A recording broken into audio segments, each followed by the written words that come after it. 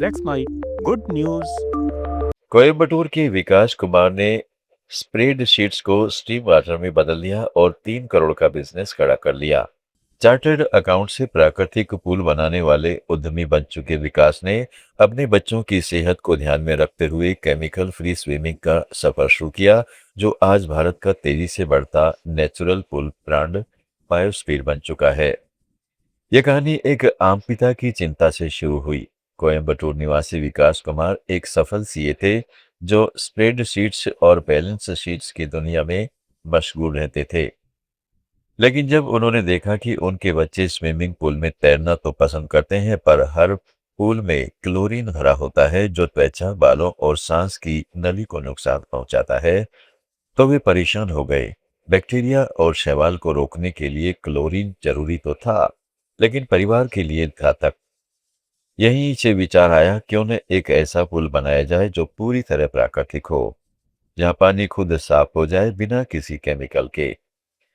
विकास ने तमिलनाडु के पोलाची में अपने फार्म हाउस पर पहला प्रयोग किया। 2022 में उन्होंने अपनी सीए की प्रैक्टिस छोड़ दी और बायोस्फीयर नेचुरल पुल्स की स्थापना कर ली। यह पुल बनाने का तरीका पुराने गांव के तालाबों जैसा था, लेकिन आधुनिक और बेहतर। यहाँ कोई सीमेंट, प्लास्टिक या सिंथेटिक मटेरियल नहीं, बल्कि जलीय पौधे, पजरी, अच्छे बैक्टीरिया और कम ऊर्जा वाले पंप पानी को फिल्टर करते हैं।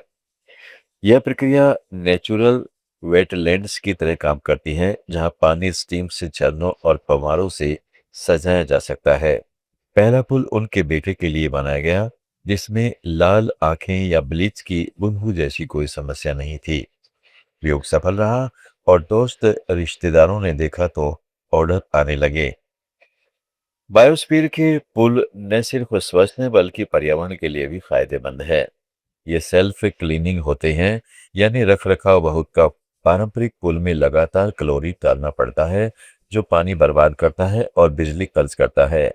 लेकिन बायोस्फीयर के पुल प्रकृति की नकल करते हैं। पौधे ऑक्सीजन छोड़ते हैं, बैक्टीरिया गंदगी खाते हैं और पानी क्रिस्टल क्लियर रहता है। कंपनियां पूरे भारत में इको रिसोर्ट्स, होम ओनर्स और लग्जरी प्रॉपर्टीज के लिए ये पुल बना रही है। विकास कहते हैं, लोग मुझसे पुल नहीं बनवाते, वे खोई हुई प्रकृति का टुकड़ा चाहते हैं। उनका विजन सिर्फ बिजनेस नहीं, बल्कि लोगों को नेचर से जोड़ना है। भारत में पानी की संकट और पर्यावरण की चिंताओं के दौर में यह क्रांति है। बायोस्फीयर के पुल वेलनेस और सस्टेनेबिलिटी का प्रतीक बन चुके हैं। 51 साल की उम्र में ओबी राय ने हिचकिचाहट को हिम्मत के आगे हरा दिया। सालों तक साइडलाइंस से देखने के बाद उन्होंने स्केटबोर्ड पर कदम रखा। डर, शक और लोग क्या कहेंगे की आवाजों के बावजूद वे गिरी, उठी और आगे बढ़ती रही। आज वे न सिर्फ स्केटिंग कर रही हैं, बल्कि उनकी परिभाषा ही बदल रही है। उनकी यह यात्रा याद दिलाती है, शुरुआत करने के लिए कभी देर नहीं होती। आज से ही शुरू करें, चाहे कितना भी छोटा कदम हो।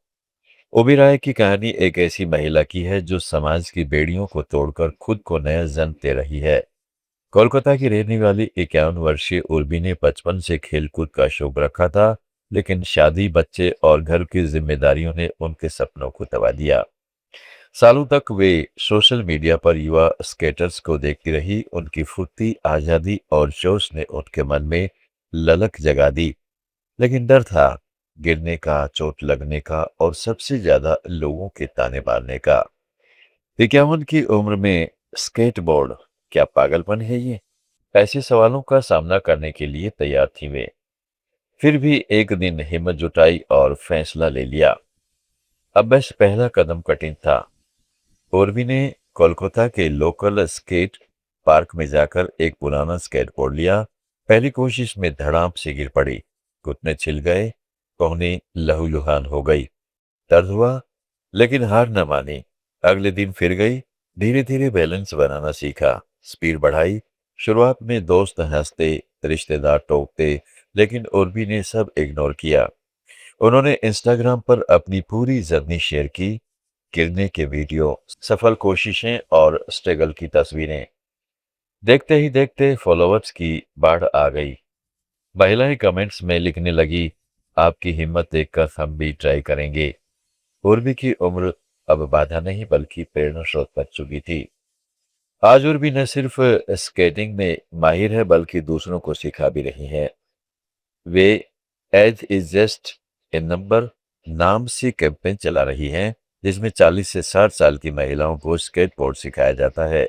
उनका डेली रूटीन योग, स्ट्रेंथ ट्रेनिंग और स्केट प्रैक्टिस से भरा है। किसान परिवार में जन्मे त्रिविक्रम की यात्रा एक सवाल से शुरू हुई। जब दुनिया खाद्य और जल संकट की ओर दौड़ रही है, तो बड़े तकनीकी नवाचार किसानों तक क्यों नहीं पहुंच पा रहे, जो हमारी थाली में भोजन भरते हैं। इसी सवाल ने उन्हें प्रेरित किया और उन्होंने ऐसा करके दिखाया।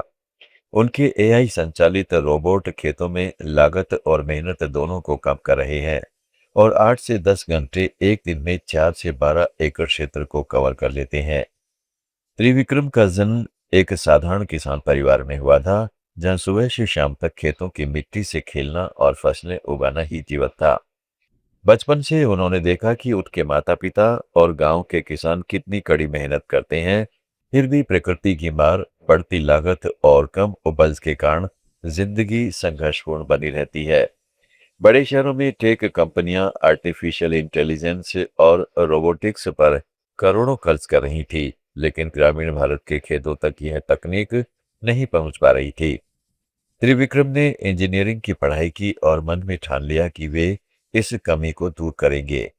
वे चाहते थे कि तकनीक किसानों के हाथों मजबूत करे, न कि सिर्फ अमीरों के जेब भरे। उनकी कंपनी ने विकसित किए गए आई पावर्ड रोबोट्स खेती की दुनिया में क्रांति ला रहे हैं। ये रोबोट स्वायत्त रूप से काम करते हैं, जो खरपतवार हटाते हैं, फसल की निगरानी करते हैं, पानी और खाद का सटीक वितरण करते हैं। एक रोबोट 8 से 10 घंटे में 4 से 12 एकड़ जमीन को स्कैन कर सकता है, जो पारंपरिक तरीके से कई दिनों का काम है। इससे किसानों को मजदूरों पर निर्भर कम होती है, जो आजकल महंगे और कम उपलब्ध हैं। लागत में 50 से 60% तक की कमी आ जाती है, क्योंकि ये रोबोट कैंसर और जीपीएस से लैस होते हैं। वे मिट्टी की नमी, पोषक तत्वों की मात्रा और बीमारियों का पता लगाते हैं, फिर एआई एल्गोरिदम से डेटा एनालिसिस करके सलाह देते हैं। उदाहरण के लिए, अगर किसी खंड में पानी की कमी है, तो रोबोट खुद ही ड्रिप इरिगेशन चालू कर देता है। त्रिविक्रम की शुरुआत छोटी थी। उन्होंने अपने गांव के खेत पर पहला प्रोटोटाइप टेस्ट किया। शुरुआती दिनों में फंडिंग की कमी और तकनीकी चुनौतियां थी, लेकिन उन्होंने क्राउड फंडिंग और ग्रामीण स्टार्टअप स्कीम से मदद ली। आज उनकी कंपनी के रोबोट भारत के कई राज्यों में इस्तेमाल हो रहे हैं। पंजाब के गेहूं खेतों से लेकर महाराष्ट्र के कपास फार्म्स तक। किसान बताते हैं कि पहले खरपतवार हटाते ही हफ्तों लग जाते थे, अब रोबोट कुछ घंटों में कर लेते हैं। फसल की उपज 20 से 30% बढ़ गई है, क्योंकि समय पर देखभाल होती है। ये रोबोट सोलर पावर्ड है, इसलिए बिजली का खर्च शून्य। पानी की बचत भी 40% तक हो रही है, जो सूखा प्रभावित क्षेत्रों के लिए वरदान है। गुड न्यूज में आज इतना ही। जुड़े रहिएगा लेट्स माइक के साथ। आप सुन रहे थे let's mic more than radio. Follow कीजिए हमें हमारे सोशल मीडिया प्लेटफॉर्म्स पर। It's time for news. It's time for more than radio. Presenting the first radio news app, Let's Mic. Let's Mic, a news-based app on your phone where you get to watch and listen news, talk shows, interviews, radio show podcasts. On Let's Mic, you get all relevant information of TV, print, radio, podcast, and digital. Let's Mic talks about every segment of life.